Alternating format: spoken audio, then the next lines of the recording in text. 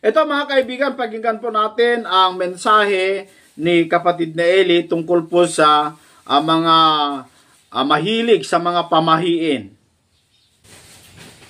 Kaligtasan, may batayan din. Alin? Huwag magwawali sa gabila, lubos ang grasyo.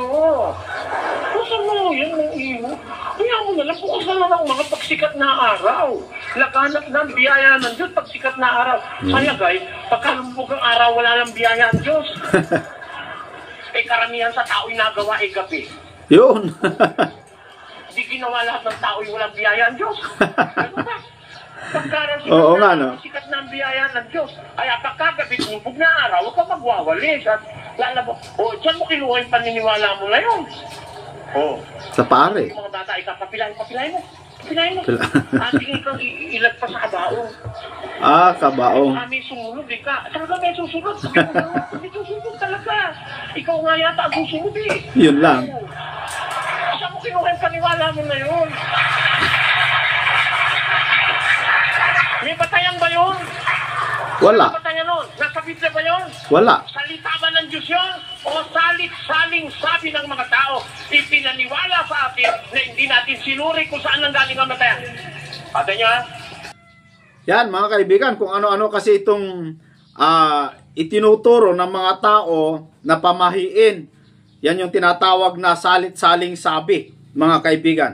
Alam nyo, kung ikaw ay sumusunod o tagasunod ni Kristo, mga kaibigan, mga kababayan, kung ikaw ay tagasunod ng Panginoong Hesukristo, dapat iwasan mo yung mga salit-saling sabi Dapat hindi ka maniniwala dun Kasi yung mga tagasunod ni Kristo, hindi po sila naniniwala sa mga tinatawag na salit-saling sabi. Yung mga pamahiin na ginagawa po ng mga iba na wala po silang batayan kung bakit po nila ginagawa yon. Basahin ko po dito sa Marcos Kapitulo 7, sa versikulo 5, ganito ang mga tanong ng mga Fariseyo kay Kristo nung araw. At siya'y tinanong ng mga Fariseyo at ng mga Eskriba, bakit ang iyong mga alagad ay hindi nagsisilakad ng ayon sa salit-saling sabi ng mga matatanda?